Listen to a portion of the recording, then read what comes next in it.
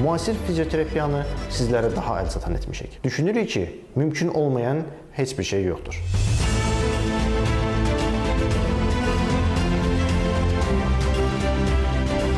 Unutmayın ki, bir zədə hər şeyin sonu deyildir.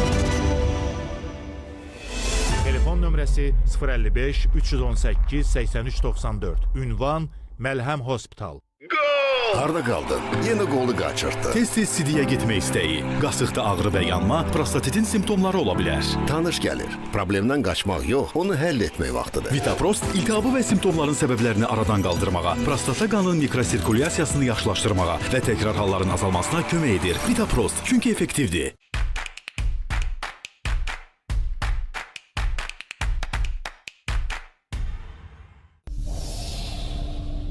Verilişin baş sponsoru Vitaprost. Kişi sağlamlığı vacib olduqda. İdman həkimi, fizioterapevt Fərid Səlimovun sponsorluğu ilə Ay Həkim verilişinə baxırsınız.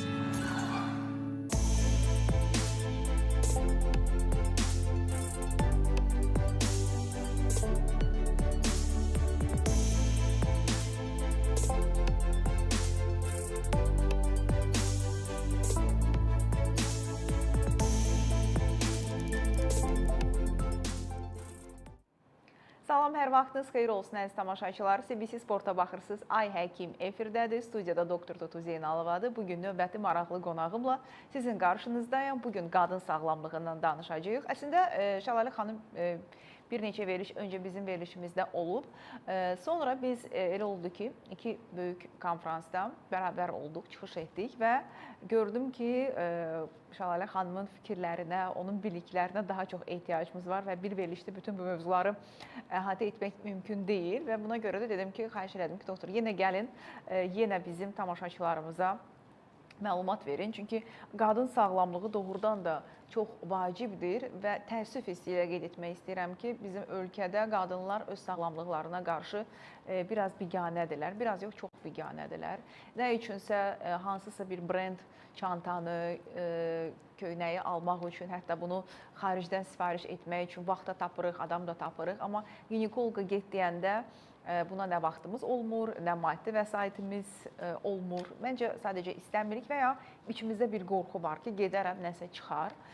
Məncə biz qadınlar gərək öz sağlamlığımıza qarşı biganə olmayaq. Çünki bizim ən başlıca vəzifələrimizdən biri cəmiyyətə sağlam övladlar verməkdir. Sağlam övladın isə valideynləri sağlam olmalıdır. Bu bizim bugünkü günümüzün çağırışı olsun və qonağımızı təqdim edim sizə. Qadın xəstəlikləri və doğum uzmanı, cərrah mama ginekoloq, uzman doktor Şəlalə Məmmədova studiyamızdadır. Xoş gəlmisiniz doktor. Yenidən şadam sizi görməyimə. Çox sağ olun. Təşəkkür edirəm. Bugün biz qadın sağlamlığı mövzusunda, rutin analizlər mövzusunda verilişimizin irəliləyən dəqiqələrində bu mövzuya toxunaraq, amma mən daha az danışılan bir mövzu haqqında danışmaq istəyirəm sizlə. Riskli hamiləlik. Ümumiyyətlə biz mənə görə hamiləliyin özü bir riskdir qadının sağlamlığı üçün, amma yenə də zənnimlə bu hamiləliyin də risklisi olur və son illərdə ekstrakorporal maylanmanın artması bu riskləri nə qədər azaldıb, yəni bu bir qarantiyadırmı ki, risklər olmayacaq, yəni bu məsələyə də toxunaq mümkünsə. Ümumiyyətlə, yüksək riskli hamiləlik deyəndə biz nəyi başa düşürük? Necə olur ki, bir xanımın hamiləliyi normaldır, heç hamiləlik boyunca bir dəfə gedir ultrasəs müayinəsinə ya getmir, hər şey yaxşıdır, amma digəri yataq rejiminə düşür az qala. Aynen. Öncəliklə təşəkkür edirəm dəvətiniz üçün, çox sağ olun. Hamiləlik doğrudur, gerçekten özü bir riskli bir durumdur. Çünki hamiləlik zamanı vücudda bütün fizyoloji dəyişmiş olur. Yəni hormonal dəngə, daha çox progesteron hakimiyyətində hər anlamda dəyişiklik olur və orqanizmə yük düşür. Yəni necə deyərlər, iki canlı olur sözün əsl mənasında və o iki yükü də daşımalı olur. Yəni riskli durumdur. Düşük risk hesab olunur hamiləlik özü. Amma hamiləliyin özəllikli bir riskli durumlar var. Bunlar anaya ait ola bilən durumlar ola bilər, hamiləliyin özünə ait və körpəyə ait olan riskli durumlardır. Anaya ait olan, yəni bunun üçün biz önəmli olan anamnezi güclü toplamalıyıq. Yəni özəlliklə bunun neçə yaşı var? Məsələn, 35 yaşın üstündəki və 18 yaşın altındakı hamiləliklər özü riskli hesab olunur.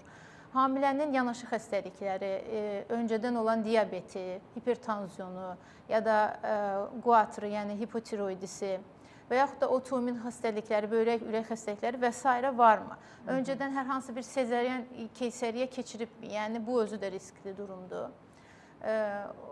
Bu anaya olan, yəni aid olanlar, eyni zamanda psixolojik durumu belə, yəni istifadə etdiyi dərmanlar belə, keçirdiyi əməliyyatlar belə riskli durumlardır. Uşağa aid də, yəni intrauterin gəlişmə geriliyi dediyimiz IUGR, sonra qanamalar, erkən doğum tehdidi. Ondan başqa hamiləliyin özünün yaratdığı riskli durumlar var. Bu dediyim yanaşı xəstəliklər ola bilər ki, öncədən heç yox idi. Deyək ki, diabet. Hamiləlik şəkəri dediyimiz gestasioner diabet, gestasioner hipotiroidi, tiroid problemləri, gestasioner hipertansiyon, sonra hamiləlik kolestazı dediyimiz bu qaşıntı ilə daha çox özünü göstərən və ani qəfləti bəbək ölümü verə bilən durumlar, yəni hamiləliklə bağlı ola bilər. Sonra plasentanın üzündən ola bilər. Yəni plasentanın yerləşmə anomaliyaları, bir də yapışma anomaliyaları var. Yerləşmə anomaliyaları dedikdə uşaqlığın daxili girişinə tamamilə qapatan, yəni placenta previa totalis dediyimiz bir növü var. Bir də kənarında duran, girişə yaxın olan placenta previa marginalis dediyimiz, sonra düşük yerləşimli var, 2 santimdən daha yaxın yerləşənlər. Yəni bunlar hamısı riskli durumlardır. Bir də plasentanın yapışma anomaliləri var. Placenta previa akriata, inkriata, perkriata dediyimiz, o da yəni uşaqlığın içinə yapışma dərəcəsindən asılıdır. Məsələn, akriata dediyimiz sadəcə endometriuma dərin yapışıb, inkriata dediyimiz miometriuma qədər gedib, perkriata dediyimiz isə tamamən uşaqlığın divarını tutub. Yəni bunların qanama riski çox yüksəkdir. Ona görə də bunlar da riskli hamiləlik hesab olunur. Sonra hamiləlikdə çox suluq, az suluq dediyimiz oligohidramli, polihidramli durumları riskli durumlardır. Eyni zamanda plasentanın dekolmanı dediyimiz anidən qopması.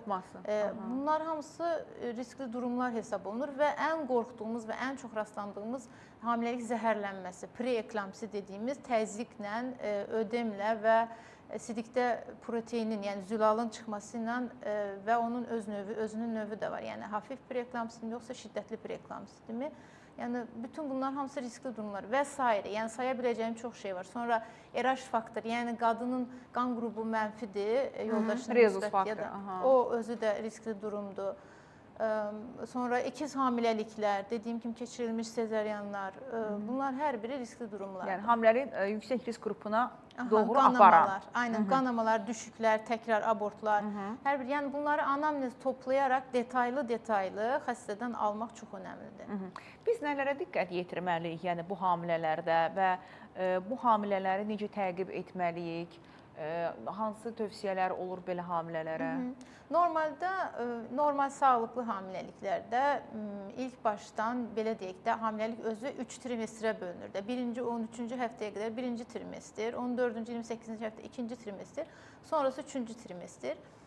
1-ci trimestrdə 4-6 həftə ara ilə gəlsə yetərlidir. 2-ci trimestrdə ayda bir çağırma başlayırıq. 34-cü həftədən sonra artıq 2 həftədən bir, 36-cı həftədən sonra hər həftə. Amma bu dediyim riskli durumlar varsa daha sıx-sıx, yəni 2 həftədə bir, hətta 1 həftədə bir belə ola bilər, yataq istirahəti önərilə bilər. Yəni durumdan duruma. O 2 həftədən bir, hər həftə deyək ki, çağıranda nəyə baxırsınız? Analizlərimi verir, ultrasəs müayinəsi mi olunur? Yəni təqib deyəndə nəyi nəzərdə tutursunuz? Yəni ilk gəldiyində dediyimiz ən önəmli şey anamnezdir. Yəni öykü. Mənim bir dəyərli bir hocam vardı, professor doktor Miracı Tosun. Ağlımızda qalsın və çox önəm verək deyə ona deyirdi ki, mənim heç qızım olmadı, qızım olsaydı adını öykü qoyardım. Yəni öykü çox önəmli. Yəni diaqnozun hardasa %70-ini belə öykü ilə, yəni öykü türkcədir. Yəni hekayəsi, xəstənin hekayəsi.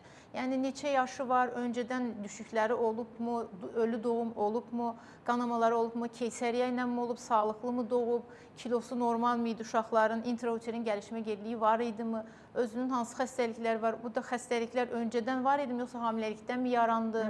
Bütün bunlar hamısı detaylı alınır. Ondan sonra qan təhlilləri, yəni qan analizləri, fizik müayinə, təzyiqi xəstə ümumiyyətlə Belə xəstələrə evə də tapşırıq veririk ki, yəni bəlli aralıqlarla təzyiqinizi ölçün və o cədvəli bizə həmişə gətirin.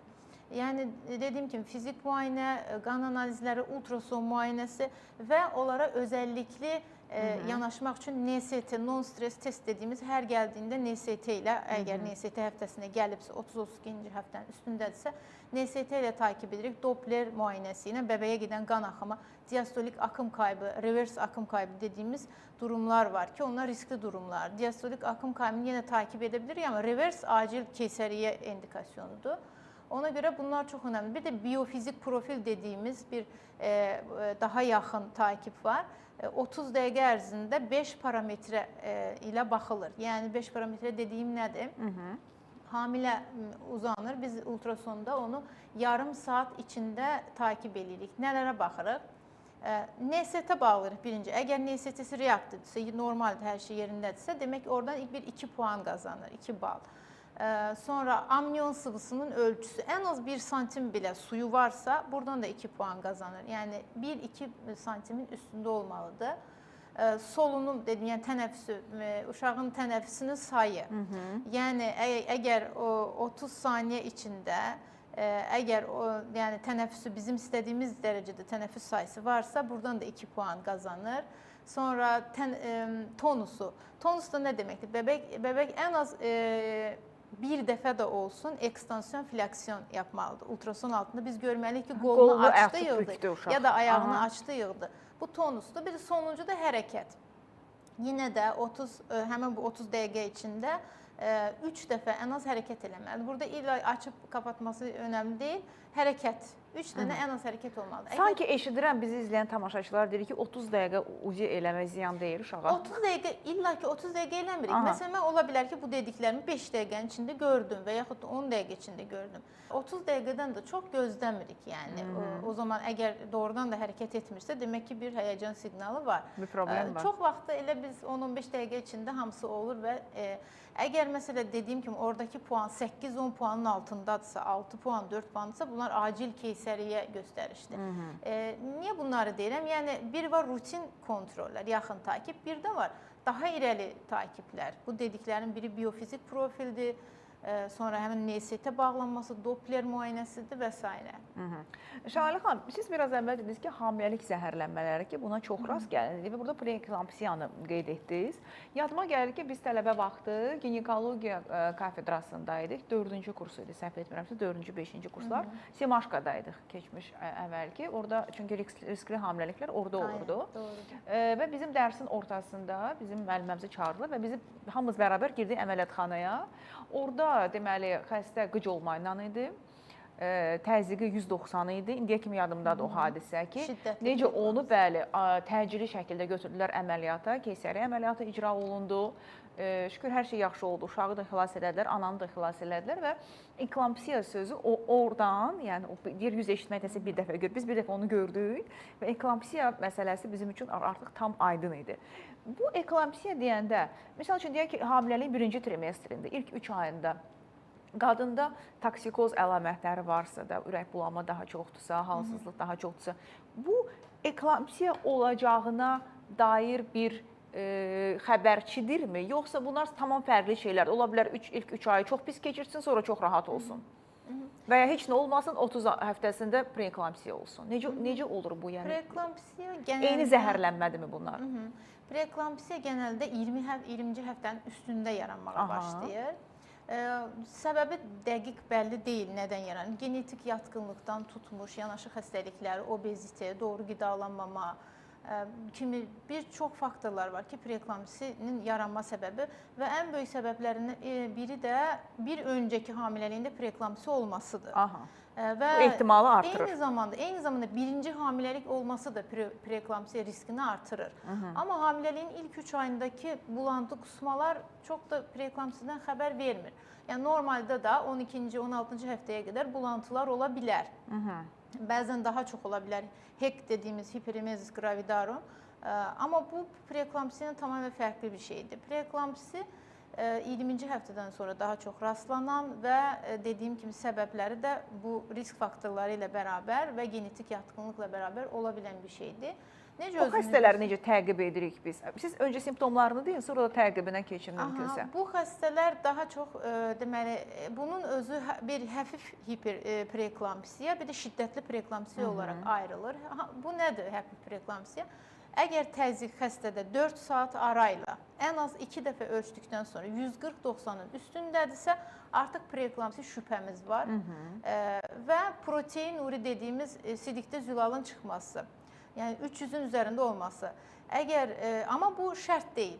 İlla ki zülal sidikdə çıxmalıdır ki, biz ona diaqnoz qoyaq deyil. Təzyiq şərtdir və onun üstünə də şiddətli preeklamsiyada olan digər bulğular var. Nədir onlar?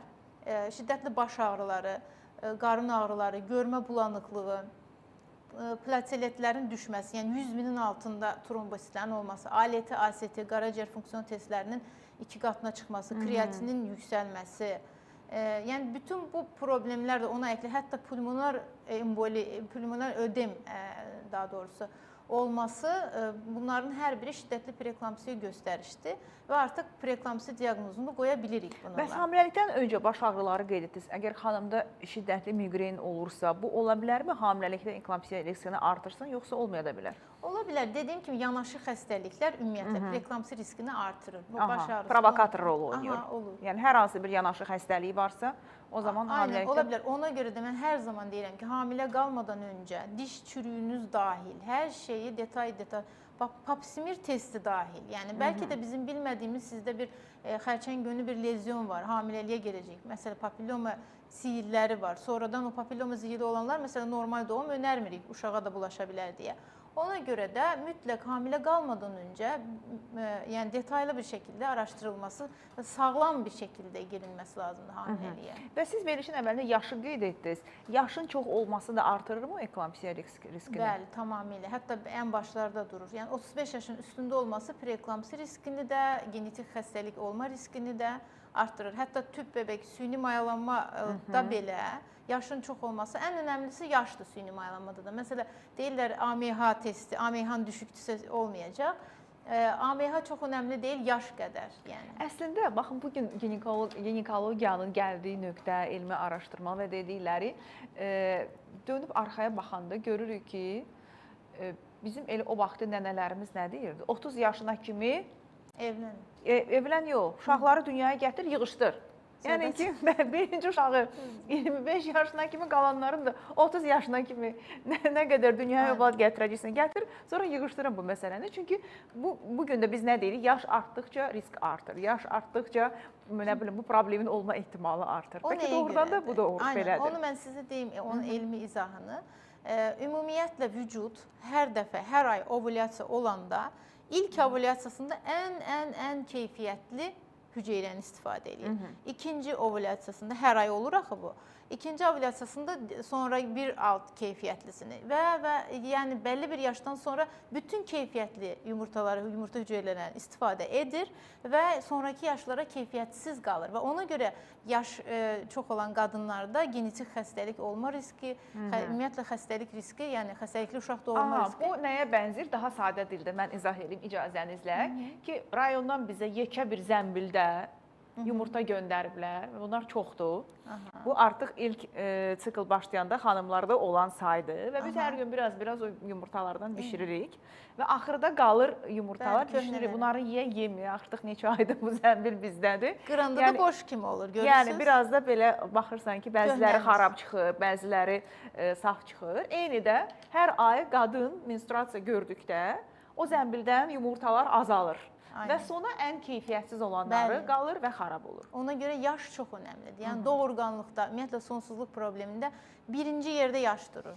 Aydındır. Ona görə qızlarımız vaxtında ailə qursunlar və körpə dünyaya gətirsinlər. O ayrı dərddir. Çünki indikilər ümumiyyətlə ailə qurmaq istəmirlər. Hərəsi bir it pişik alıb oturur ki, mən Yox, belə xoşbəxtəm, yanlış. mən başım ağrımasın. Yanlış. Biz davam edəcəyik söhbətimizə. Reklamlar var sırada. Reklamlardan öncə istəyirəm verilişimizin sponsorlarına təşəkkürümü bildirim. Ştada şirkəti verilişimizin baş sponsorudur və Vitaprost preparatını təqdim edir. Xroniki prostatit və sidik ifrazı pozğunluqları 40 yaşdan sonra kişilərdə tez-tez rast gəlinən bir problemdir və Vitaprost prostat vəzinə məqsədyönlü təsir göstərən bir preparatdır. O iltihabı azaldır, qan dövranını yaxşılaşdırır və xəstəliyin simptomlarını aradan qaldırır. İstifadə etmədən öncə həkiminizlə təbii ki, məsləhətləşin. Təşəkkür edirik baş sponsorumuz Ştada şirkətinə. Digər təşəkkürümüz isə Böyük Britaniya təhsil idman həkimi Dr. Fərid Səlimovadır. Fərid Səlimov müasir fizioterapevtik yanaşmayla sizin xidmətinizdədir. Diz, onurğa, çiyin, əzələ ağrılarından artıq daha tez və müalicəvi idman yanaşması ilə canınızı qurtara bilərsiniz. 055 318 83 94 nömrəsinə zəng etməyiniz kifayətdir. Gəlin reklamlara baxaq, sonra maraqlı söhbətimizi davam etdirək.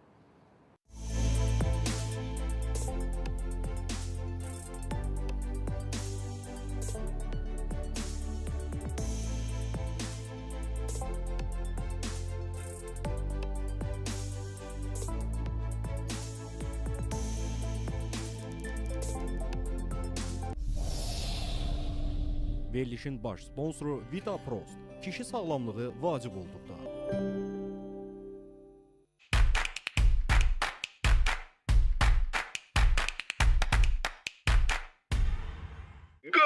Harda qaldın? Yenə qolu qaçırtdı. Tez-tez sidiyə getmək istəyi, qasıqda ağrı və yanma prostatitin simptomları ola bilər. Tanış gəlir. Problemdən qaçmaq yox, onu həll etmək vaxtıdır. Vitaprost iltihabı və simptomların səbəblərini aradan qaldırmağa, prostata qanın mikrosirkulyasiyasını yaxşılaşdırmağa və təkrar halların azalmasına kömək edir. Vitaprost çünki effektivdir.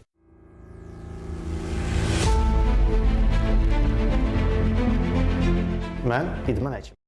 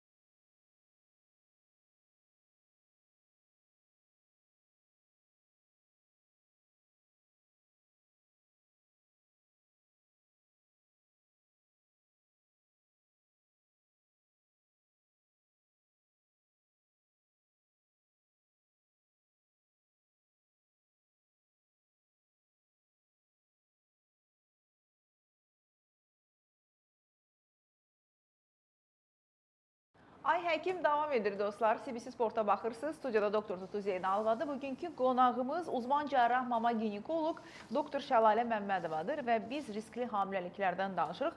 Şəlalə xanım, biz bu hamiləlik zəhərlənməsi dedik.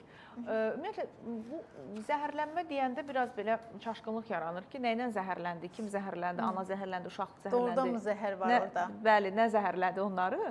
Gəlin istəyirsiniz bu mövzuya biraz açıqlama gətirək və bu xəstələrin ümumiyyətlə bu zəhərlənmənin qarşısını almaq olarmı? Misal üçün hamiləlikdən öncə bu prosedurları eləsək, falan iynəni vursaq, falan dərmanı içsək və yaxud hamiləliyin birinci trimestrində nəsə etsək, bu zəhərlənmənin qarşısını ala bilərikmi?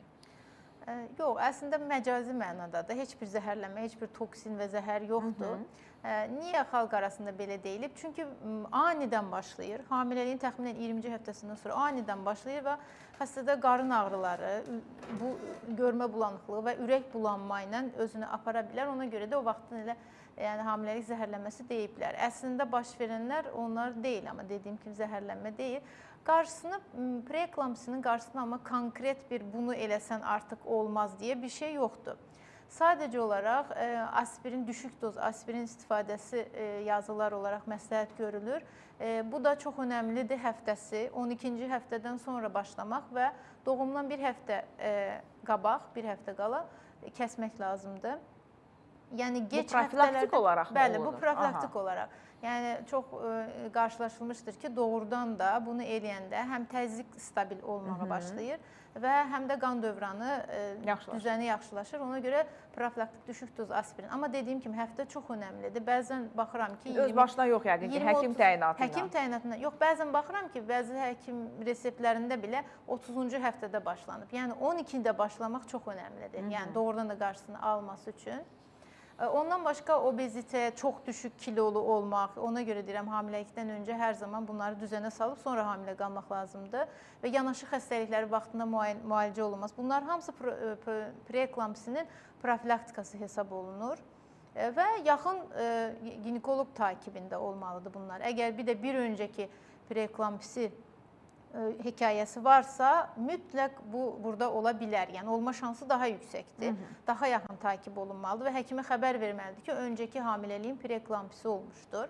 Və ilk gəbəliklərdə də dediyim kimi, yəni etiolojidə risk faktorlarından biri də ilk hamiləlik olmasıdır. Ona görə yəni düzənli həkim kontrolündə olmaq və yemək, içmək, yəni diyet çox önəmlidir. Həddindən çox yağlı, duzlu, karbohidratlı yeməməlidir bu xəstələr. Və bir də ən önəmli nöqtə bu xəstələr, bir öncəkində preeklampsiya olan xəstələr təzyiq cədvəli olmalıdır onların. Yəni bəlli bir saatlarda həkimin söylədiyi zamanlarda təzyiqlərini ölçməlidirlər və o şəkildə kontrolə gəlməlidirlər və daha yaxın, dediyim kimi 2 həftədən bir duruma görə 1 həftədən bir kontroldə olmalıdırlar. Qarşısı belə alına bilər, yoxsa özəllikli qarşı alınma yoxdur. Bizdə yeni trenddə də hamilə qalan kimi ürəyi sushi istəyir. Duz dediniz, yadıma düşdü o soya sousunun nə qədər duzlu olduğu birdən-birə. Bir məsələ də maraqlıdır ki, bu yəqin ki, müəyyən testlər var da, siz biraz əvvəl də qeyd etdiniz. Bu testlərdə deyək ki, çıxdı ki, hə, risk var, ehtimal çoxdur. Ondan sonra, yəni bu hamiləlik necə planlaşdırılmalıdır, yoxsa sonlandırılmalıdırmı? Yəni ümumiyyətlə hamiləliyin tarama testlərini deyirsiniz. Ümumiyyətlə normalda yəni bir qadın doğum uzmanına kontrolə getmək nə üçün? Nələr olunacaq orada? Yəni bəlli həftələrdə, məsələn 11-ci, 14-cü həftədə ikili tarama testi olunacaq. Sonra 16-cı, 18-ci həftələrdə üçlü, dörtlü tarama testi, 20-22-ci həftədə, bəzi yazılarda 18-24-cü həftələrdə detallı ultrason olunacaq. 24-28-ci həftədə OQTT dediyimiz oral glukoz tolerans testi, yəni şəkər yükləmə testi olunacaq. O Qaratay bir ara çıxdı, dedi ki, ehtiyac yoxdur, şəkər verməyin, içirtməyin hamilələrə. Biraz belə problemlərin yaranma səbəbi də o idi. Aynen, ona görə də biraz Türkiyədə o xəstəliklərin sayı artmağa başladı. Yəni eləməməsi. Çünki imtina edirdi hamilələr. Aynen, imtina edirdi, qorxutdu yəni insanları. Sonra 28-ci həftədən sonra da roqam dediyimiz, əgər bəzi xəstələrin qan qrubu negativsə, o iynə də, yəni qan uyuşmazlıq iynəsi də mütləq vurulmalıdır. Bunlar rutindir. Yəni anada mənfi, uşaqda müsbətdirsə? Anada mənfi, uşaqda müsbətdirsə də vurulmalıdır anaya. Bu necə bilirik hamiləlik vaxtı? Bunu sonradan biləcəyik. Anada mənfi, atada müsbətdirsə vurulur 28-ci həftədə. Bu da həmin, niyə məhz 28-ci həftədə vurulur? Çünki roqamın yarılama ömrü ta doğumun sonuna qədər gəlib əhatə edə bilir. Ona görə bunlar da vurulmalıdır. Əgər bunlardan, bu dediyim testlərdən riskli çıxdısa, deyək ki, ikili tarama testində Down şübhəsi çıxdı və yaxud da detaylı ultrasonda bir şübhə çıxdı. Detaylı ultrason adi uzi deyil, nəsə başqa Adi cür uzi baxırsınız. deyil. Bax, çox gözəl sual verdiniz. Deməli, xəstə gəlir yaxın oturur qarşımda. Deyirəm ki, siz detaylı ultrason, ikili tarama etdirdinizmi, üçlü, dörtlü etdirdinizmi, detaylı ultrason etdirdinizmi? Deyəndə deyir ki, bəli, mən çox uzidə olmuşam. Yəni, bu mənim istədiyim cavab deyil. Detaylı ultrason nə deməkdir? Bu, 20-24-cü həftədə xəstənin adı üzərində detaylı şəkildə, ayrıntılı bir şəkildə, yəni belə deyim də, bəbəyin başından başlanır. Onun quruluşu, onun içərisində olan ventrikulların ölçümü. Dopplerdə mi? Dopplerdə deyil, böyük ultrason da deyil, son rəngli ultrason da deyil. Nə ilə baxırlar bunu? Adi uzi cihazı ilə. Adi aynen Doppler ola Ultrason bilər yəni. müayinəsi O cihazı. dediyiniz cihaz, yəni probu deyirsiniz hər halda. Fərq etməz yəni hansı ilə. Önəmli olan o bəbəyin kafa içi yapıları deyirlər. Biraz özürlü sayın türkcə deyəcəm bəzilər. Çünki çoxunu elə Təzə oxumuşam. gəlmisiniz. Hələlik sayırıq üzrlə. Yəni kafa içi yapılar, o dediyim ventrikul, hətta orada ventrikulların Beynin içində baxırıq. aynen ölçüsü, açısı bilə, yəni bucağı bilə doğru ölçü tutmasa professional həkim, orada yanlış ölçüləcək. Məsələn, bəbəyinizin ventrikulları genişdir, bu bəbək alınmalıdır bilə deyə bilər. Sonra sisterna magna, bilməm, vermis, oksiputu, hər biri tək kafa içi yapılar, orada bir kist varmı, kitlə varmı, hamısı detaylı baxılır. Sonra qarın içinə keçilir. Qarın içində ürəyin içindən çıxan damarlar doğru mu çıxıb, ASD, VSD varmı, qapaq problemləri varmı, bağırsağında bir parlaqlıq varmı, gastroşizis, onfosel dediyimiz durum varmı, böyrəyində genişləmə varmı, hətta həftəsi fərqlidir. Məsələn, 28-ci həftədən öncə böyrəyin ölçüsü, bəbəyin böyrəyindən söhbət gedir. Ölçüsü fərqli olmalıdır normativlər olaraq. 28-dən sonra fərqli olmalıdır. Çünki bəzən yanlış ölçülüb hamilə panik atağa, yəni ola bilər. Panikaya salınır. Aha, salınır ki, bəbəyinizin böyrəyində genişləmə var falan. Çünki onu dediyim kimi o probun tutuş açısından tutmuş həftəsinə qədər normativləri var. Sonra o detaylı ultrasonda eyni zamanda ətraflar, yəni femur qısalığı varmı, pesekini var dediyimiz, pesekini var dediyimiz ayaqlar ki, bir-birinə baxır. Bəzən küçədə gedən elə bir uşaqlar görürük. Yəni demək ki, detaylı ultrasonda onu görə bilməyiblər. Sonra suyu, plasentası yerindədirmi, anormalliklər varmı, bəbəyə gedən qan axımı normaldirmi? Və ən maraqlı sual, cinsiyyəti. Cinsiyyəti, aynen. Cinsiyyət çox önəmlidir. Bizə ancaq o maraqlıdır. Mən bilirəm ki, o nəsə danışsaz da, göstərsəz də hamilə ən maraqlı sual. O vaxtda cinsiyyət qoymazlar. Detaylı ultrason deməli 18-24-cü həftədə də cinsiyyəti 12-dən başlayıb artıq bizi sıxışdırırlar ki, ən dəqiq neçənci həftədə bilinir? Mən 16-da daha çox yaxşı görürəm. Aha, daha yəni, yaxşı. Aynen, 12-dən sonra görmək olur. Onlar tahmindir. Deyə bilirik ki, məsələ bu qıza oxşur, oğlana oxşur, amma onlar tahmindir. Zaten kitablar da elə yazır. Cinsiyyət partisi olur sonra təzə dəvli, pul xərcləməyə yerlər nənəm demiş. Bir məsələdə toxunmaq istəyirəm. Necə olur ki, bəzən, indi bilmirəm necədir, əvvəllər 9 ay deyirlər ki, bu qızdır. Sonra gəlir oğlan olur. Və ya tərsinə. Belə deyim də, bəzən cift gəlir, o bəbəyin ayaqlarının arasında durur və onu Doppler etmədən, kontrol etmədən, yəni ki, bu ciftimi. Çünki cift olsaydı orada damarlar görünür və cinsiyyət orqanı olmadığı bilinir. Bundan təsdiqləyə bilərlər və bir də testisləri görmür. Mən testisləri görmədən cinsiyyət sevmirəm yəni. Çünki o zaman kesin olur. Dəqiq deyil. Orada bir şübhəli bir-birkaç durumlar var yəni. Professional alanlar bilə bilir. Daha tez bilmək olur, doktor. Daha tez Nifty testi ilə bilmək olur. Nifty testi ilə 10-cu həftədən də, Nifty testi nədir bu arada, onu deyim, ananın qanından alıb genetiyə yollanır. Orada həm genetik xəstəliklər araşdırılır, həm də cinsiyyəti bilinir. Dəqiqdir bu test. %99. Türklər demiş, bana bunlarla gəl. Aynen. Bu mövzular əminəm ki, bütün tamaşaçılarımıza maraqlı. Deməli, artıq 10-cu həftədə nə testi idi? Nifty testi. Nifty. Nifty. Bahalıdır? Bahalıdır biraz. Amma dəyər. Dəyər. Yəni, orada həm uşağın genetik xəstəlikləri mövcud olub olmadığı bilirik, həm də cinsiyyətini bilirik. Aydındır. İndi bəlkə cinsiyyət bəhanəsi ilə o testləri də etmək olar. Yönləndirə Çünki bilərik. cinsiyyətə verəcəklər o pulu, inandırım sizi, genetik xəstəliklərə Amma- hər zaman verməyə bilərlər. Amma bizim yönləndirmək istədiyimiz o nə zaman olur? Əsas çünki nifti testini göndərmə zamanımız ikili testdə şübhə zamanına gəlir ki, biz ki ikili testdə baxırıq ənsə qalınlığı ya daha qalındır və yaxud da o qan analizində şübhəli çıxdı, yəni düşük riskli çıxmadı, yüksək riskli çıxdı. Bu zaman biz deyirik ki, nifti də etdirə bilərik amniosintezdə. Yəni amniosintez ana qarnından su alıb genetiyə göndərməkdir. Ultrason eşliyində. Amma nifti testi isə non-invazivdir. Amniosintez kimi qarına girilmir, qandan alınıb göndərilir. Bir-birindən üstünlükləri var. Aha, elə amniosintez demişkən, biz indi daha çox belə də bilirlər xanımlar, amma daha çox bu seriallar gündəmə gələndən sonra oradan deyirlər ki, genetik test, DNK testi hətta eləmək olur. Uşaq ananın qarnında olanda ki, orada maye alınır və oradan artıq müəyyən testlər olunur. Kimlərə göstəriş olur amniosintez və hər kəsə oluna bilərmi? Yəni burada ananın istəyimi, yoxsa həkimin hansısa xəstəlikləri inkar etmək üçünmü olunan testi? Göstəriş və arzular burada nə olur? Amniosintezi söylüyorsunuz. Bəli, bəli. Amniosintez yəni riskli hamiləlik dediyimiz bütün durumlarda analara təklif eləyirik biz. Məsələn, 35 yaşın üstündə istəyirsinizsə amniosintez olunsun. Çünki risklidir bu durum. O necə olur? Qarnı deşirsiniz, oradan su götürürsünüz? Yox, belə olur da risk, yəni professional əlində bir təhlükə olmur. Yəni bugünə qədər mən heç görmədim, nə özümdə, nə də ətrafımdakı hocalarda falan görmədim. Ultrason eşliyində, həm ultrasonda baxılır və iynə ultrason eşliyində, yəni heç bir bəbəyin ciftinə, orqanlarına denk gəlməyəcək şəkildə sadəcə suya girilir və alınıb çıxarılır və geri çəkilir. Və həm öncəsində, həm sonrasında da bəbəyin qalb atışları göstərilir anaya. Düşük riski çox az hallarda var, onu yenə də söyləyirik anaya. Amma mən heç rastlamadım yəni. Yəni rahat nə qədər su götürürsünüz orada? Yəni 20 milim aşağı yuxarı 20 milim götürüb genetiyə yollayırıq. Genetikdə bu yəni bu dediyim digər ikili tarama, üçlü tarama, detallı ultrason, bununla şəkər yükləmə, bunlar hər biri tarama testləridir. Amma amniosintez daha irəli teskik və %100 Down sindromunu söyləyən testdir. Əgər şübhə varsa, misal üçün Down sindromuna, o zaman amniosintez eləyib, dəqiq deyib artıq xəstəyə buraxırıq ki, hamiləlik sonlansın mı, davam etsin. Eyni zaman, aynen.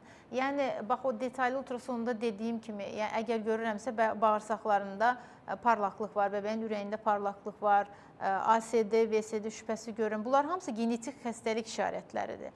Və yaxud da o dediyim kimi... Parlaqlıq dediyiniz nədir? Siz onu ucada görüntü olaraq... Daha opaklıq, yəni daha parlaqdır. Sanki bəmbəyaz, yəni sümük parlaqlığında. Məsələn, bəbəyin sümüyünün rəngi necədir? Bağırsağında axı olmamalıdır bu şey. Burada da sümük qədər parlaqdır. Görün, nə qədər diqqətli baxmaq lazımdır ki, onun gözdən qaçmasın. Çox önəmli. Mən deyərdim ki, bütün bu saydığım tarama testlərinin içində ən önəmlisi detallı ultrasondur ki, bunu çox professional və çox perinatoloji deyilir və daha riskli hamiləlik takibi deyilir. Perinatoloji... Bunun üçün ayrıca yəqin ki, gün ayırmaq lazımdır. Hətta mən deyərdim ki, bunu 2-3 ginekoloq bərabər etsə daha yaxşı olar ki, birdən birinin görmədiyini o birisi görsün. O da ola bilər, məntiqlidir. Perinatoloji ixtisası, belə deyim də, perinatoloji görmüş bir uzman olmalıdır. Yəni, məsələ, belə deyim də, bizim özümüzdə 19 Mayıs Üniversitesində bizim hocalarımız yanındal perinatoloji uzmanları var idi. Yəni, o aşamanı, perinatoloji aşamasını gözəl öyrənib və xəstələrin üzərində də onun qarşısında onu sınav kimi, bir imtahan kimi diaqnozlar dəfələrlə qoyduqdan sonra o aşamanı biz biraz keçirik, yoxsa keçə bilmirik yəni. Uzmanlıq ixtisasının içində var, amma hər kəs daha yaxından yəni sahib olubmu, onu artıq hər kəs özü bilir yəni. Çox önəmlidir bu. Maraqlıdır əslində. Burada indi bilmirəm, indi necədir sizin sahədə? Yəni ginekologiya biraz yəqin ki risklidir. Süni intellekt ola bilərmi ki, o görüntüləri yükləyəndən sonra daha dəqiq desin, yoxsa şübhə varsa, deyək ki, ginekoloq baxdı, daha parlaq gördü, bir perinatal uzmanına mı danışmalıdır, ondan bir fikir mi almalıdır, ora mı yönəltməlidir xəstəni? Aha, dediyim ki, elə ən önəmli nöqtə budur. Hətta belə dediyim, normal qadın doğum uzmanının qalmamalıdır. Sadəcə o eləməməlidir. Əgər tək başına gördü, şübhələndi parlaqlığı, yəni onunla yetməməlidir. Mütləq o perinatoloji yandal keçmiş bir perinatoloğa danışmalıdır. Ümumiyyətlə multidisipliner yaxlaşım çox gözəl bir şeydir. O deyirlər birlikdən qüvvət doğar. Məsələn, bir hamilənin ya kronik diabeti var ya da gestasionel diabet var, hamiləlikdə yarandı və eyni zamanda deyək ki, perinatoloğa yönləniləcək bir şübhə yarandı. Yəni həmin həkimlərlə də bir konsey şəklində xəstənin sağlığı naminə, o körpənin sağlığı naminə birləşmək lazımdır yəni. Aydındır. Bir məsələ də var ki, deyək ki, riskli hamiləlikdir. Burada keysəriyyə əməliyyatı göstərişdirmi, yoxsa yəni necə qərar verirsiniz ki, bu hamiləlik necə sonlanacaq? Kimə normal doğum, kimə keysəriyyə? Bəli, yəni necə sonlanacaq bu hamiləlik? Bəzən olur ki, təcili sonlandırmaq məcburiyyətinə qalırsınız, bu da olur. Amma ümumiyyətlə, deyək ki, hamiləliyin gedişatına uyğun olaraq artıq öncədən bilirsinizmi ki, bu keysəriyyə olacaq, yoxsa təbii doğuş olacaq və ya bütün riskli hamiləliklər keysəriyyə olmalıdırmı? Belə bir qayda varmı? Yox. Elə deyil, hər biri deyil, xəstənin xəstəyə dəyişir, yəni onları dəyərləndirib ona görə. Təxminən 34-cü həftədən sonra biz rutin, hələ heç bir riski olmayan hamilədən bəhs edirəm. Yəni, baş gəlişdimi, plasentanın gəlişi normaldırmı, suyu yerindədirmi, ananın çanağı o normal doğuma uyğundurmu? Bütün bunlar hamısı normaldırsa, biz normal doğum önəririk. Bir də, yəni, psixolojik cəhətdən son zamanlar görürəm ki, normal doğurmaq istəmir. Hər şey yolunda normal doğurmaq istəmir.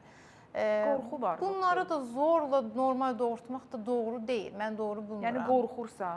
Qorxur, işte qorxur. Yəni, o öncədən artıq ilk həftələrindən təbliğ olunmalı idi. Normal doğum, normal doğumdur adı üzərində. Yəni, siz izin verərsəniz, ümumiyyətlə, əgər bir qadın beynində bu məsələni bitirsə ki, mən normal doğura biləcəm, hər şey yolundaysa amma. Amma hər şey yolunda deyilsə, deyək ki, bəbəyin baş gəlişi deyil, çanaq gəlişidir, ayaq gəlişidir, alın gəlişidir və yaxud da plasenta previa, bayaq dediyim bütün riskli durumlar var. Plasenta gəlib uşaqlığın yəni internal osu tamamən qapadıb. Yəni, burada qanama durumları ola bilər. Yəni, hamilənin həyatı üçün də risklidir bu. Aynen, bu riskli durumlarda əgər həkim sizə izin vermirsə, məsləhət vermirsə, mən normal doğuracağım mütləq. Demək, bu tamamilə yanlışdır, böyük riskə ata bilər.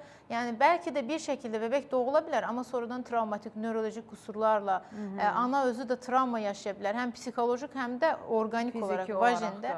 Yəni, travma yaşaya bilər. Həkimə buraxmaq lazımdır. Ona görə də həkimlərini doğru seçməlidirlər. Daha vicdanlı, daha bilgili. Yəni, araşdırılmalıdır. Psixoloji dəstək də burada lazımdır. Amma biz qatıldığımız toplantılarda belə bir fikir səsləndi ki, keçən dəfə ki, siz hamiləlikdən qorxursunuzsa, dünyaya qorxaq uşaq gətirəcəksiniz. Mən bu fikirlə razı deyiləm. Yəni, bir qadının hamiləliyindən qorxması, dünyaya uşaq gətirməyindən qorxması qədər təbii heç nə ola bilməz.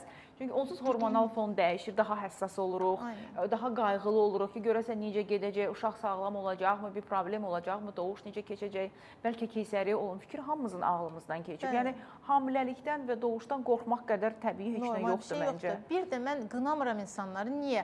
Baxın, biz illərlə sağda solda öyrənmişik. Doğum, bax, üz belədir, dəhşət. Doğum dəhşət. Yəni, doğmaq çox çətin bir işdir, insan ölüb ölümdən qayıdır falan filan. Bunu da 5 yaşında, 10 yaşında, 15 yaşında qız uşağı eşidə-eşidə gəlir, şuur altında. Televizora baxır, kinoda doğum səhnəsi çəkiblər, qadın bağıra-bağıra, zorla, tərin suyun içində gətirilir və bu qadın necə qorxmasın, bu qız, yəni necə qorxmasın bu hamilə? Ona görə qınamıram onları. Amma onlar da özünü psixoloji dəstək alaraq gəlişdirə bilərlər. Mən qrup yoldaşımın ürəyə getmişdi bizi doğuma salanda ginekologiyada, indi birdən yadıma düşdü. Çünki o fobilərdən əmələ gəlib. Yəni, biz əslində istəmirdik ki, qrup yoldaşlarımızın kişi cinsindən olanlar girsin. Amma müəlliməmiz belə biraz əzazil idi. Məcbur elədi ki, girəcəksiniz doğuşa. Bəli və siz həkimsiz girmə. Birinin yarısı orada bayıldı. Biz onu sonra atalar da girir indi. Bəzən girən atalar da bayılırlar. Məncə girməməlidir. Hazır olmayanlar, siz necə düşünürsünüz? Mən də düşünürəm ki, girməməlidir. Amma çox, məsələn, mən özümə güvənirəm və o anı illaki görmək istəyirəm deyirsə, girə də bilər yəni. Yox, məncə sonra artıq çox şeylər dəyişir. O kişinin psixologiyasında dəyişir. Məncə bilmirəm, Ona iddia görə eləmirəm. Mənə elə gəlir ki, bu mənim subyektiv fikrimdir, yenə təkrar edirəm. Qadına olan münasibəti dəyişir öz xanımına, ümumiyyətlə qadınlara, yəni və kişi olaraq da gələcəkdə ciddi problemlər yaşaya bilər. Ona görə onu qaldıra bilənlər girsin ya da girməsin. Yəni indiki zamanda onu qaldıra bilən nə qədər var? Bilmirəm, bu sual altındadır. Bizim son 2 dəqiqəmiz qalıb. Bəlkə hansısa sualı vermədim, hansısa mövzuda müraciət etmək istəyirsə xanımlara, buyurun. Demək istədiyim odur ki, hamilə qalmadan öncə mütləq hər hansı bir qadın xəstəlikləri və doğum uzmanına müraciət etsinlər, sağlam bir şəkildə hamiləliyə giriş etsinlər, planlı bir şəkildə etsinlər. İndi təsadüfən deyək ki, planlı olmadı. O zamanda da, yəni hamiləliyini öncə öyrəndiyi andan həkimə müraciət etmələri və düzənli kontrollərdə olmaları önəmlidir. Bəli, düzənli kontrollar çox önəmlidir, dedi uzman doktor Şəlalə Məmmədova, cərrahiyyə uzmanıdır, amma mama ginekologiya üzrə. Yəni riskli hamiləliklər, təbii normal hamiləliklər, daha ümumiyyətlə qadın sağlamlığı ilə bağlı nə müraciətləriniz varsa edə bilərsiniz. Şəlalə xanım bu mövzuda son dərəcə güvəndiyimiz həkim dostlarımızdandır. Təşəkkür edirəm, yaxşı ki varsınız. Və son olaraq təşəkkürüm bizim verilişimizin sponsorlarınadır. Çünki onlar olmasa biz burada olmarıq. Zarafat edirəm, biz hər halda buradayıq. Amma nə yaxşı sponsor var. Baş sponsorumuz Stades şirkətidir. Vitapros preparatını təqdim edir. Xroniki prostatit və sidik ifrazı pozğunluqları 40 yaşdan sonra kişilərdə tez-tez rast gəlinən problemdir və Vitapros məhz bu anda köməyə gəlir. Çünki prostat vəzinə məqsəd yönlü təsir göstərən bir preparatdır. Necə təsir edir? İltihabı azaldır, qan dövranını yaxşılaşdırır və xəstəliyin sizi narahat edən simptomlarını aradan qaldırır. Təşəkkür edirik Vitaprost üçün Stades şirkətinə, amma bu preparatı istifadə etmədən öncə mütləq həkiminizlə məsləhətləşin.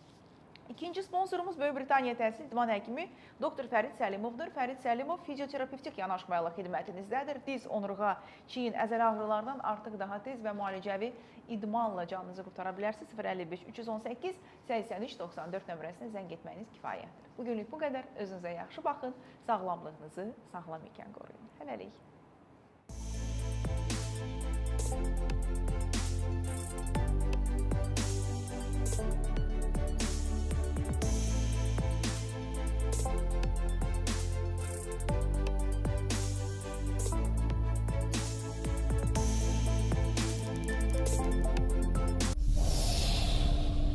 Verilişin baş sponsoru Vitaprost. Kişi sağlamlığı vacib olduqda.